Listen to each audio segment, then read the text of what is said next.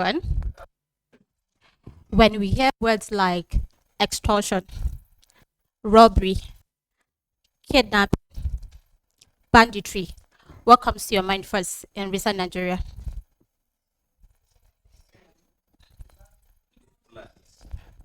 Yes, please. Yes, Fulanis. So why wouldn't you say the Niger Deltans? Why not the Biafrans? Ladies and gentlemen, my name is Zainab Ahmed, a student of Fodax Academy and a member of an NGO, Fulbe Global International, which aims at promoting, uniting, and protecting the Fulanis locally, nationally, and internationally. My topic for today is identity and Fulanization of banditry in Nigeria. Let's start with the origin.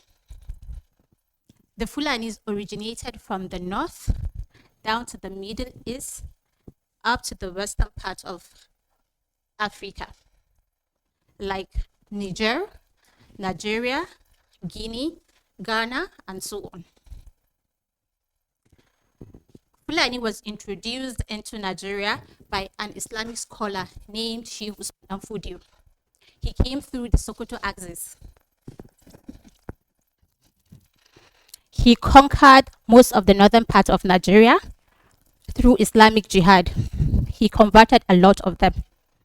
The Fulanis are normally tall, fair, slim, long nose,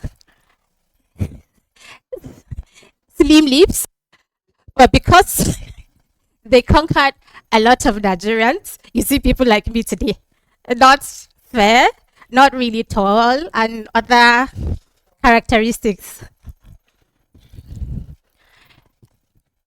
The Fulani people, are binded by a code of conduct known as the Pulaku Code of Conduct.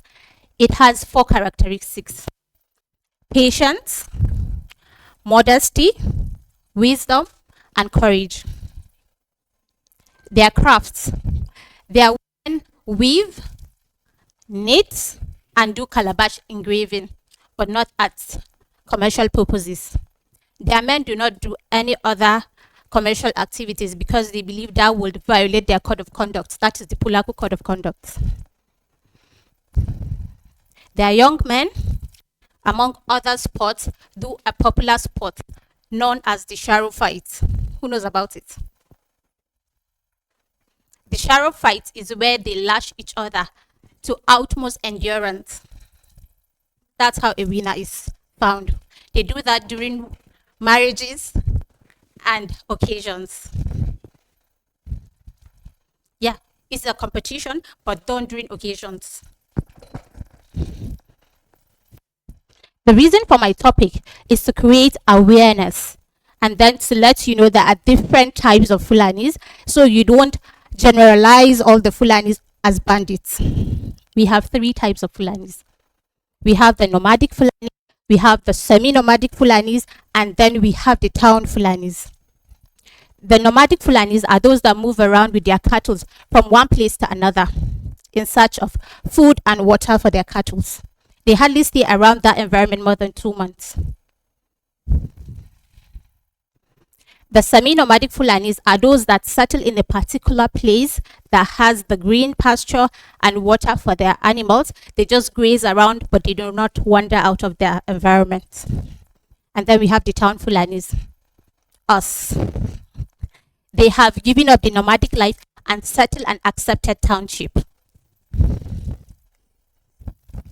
The farmer heather crisis, it's a long fight that did not start now. It is one of the oldest plights in human history. It is the environmental decline and water scarcity. People confuse cattle rearing with ethnical identity. When people rear cattle, they do not have to be Fulanis. People in South Africa rear cattle, they are not Fulanis. So why, if there is a banditry, you say Fulani bandits?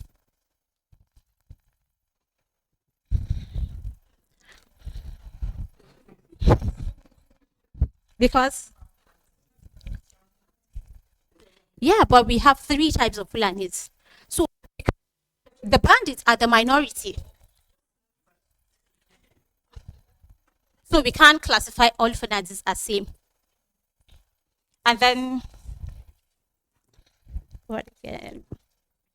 The leader of Cattle Breeders Association in Imo State, Ibrahim Salih, stated that banditry started as far back as during the time of General Sani Abacha, where some of the Fulanis of questionable characters came into Nigeria from Niger Republic and Central Africa, carrying all sorts of weapons, including AK-47 and so on.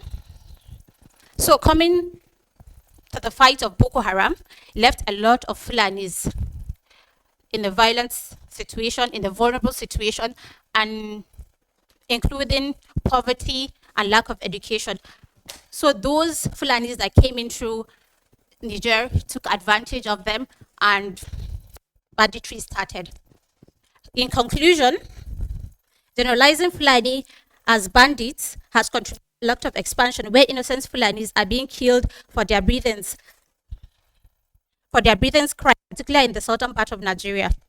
Summary, bandits should not be identified with ethnicity alone. Thank you. Once again, I'm Zainab.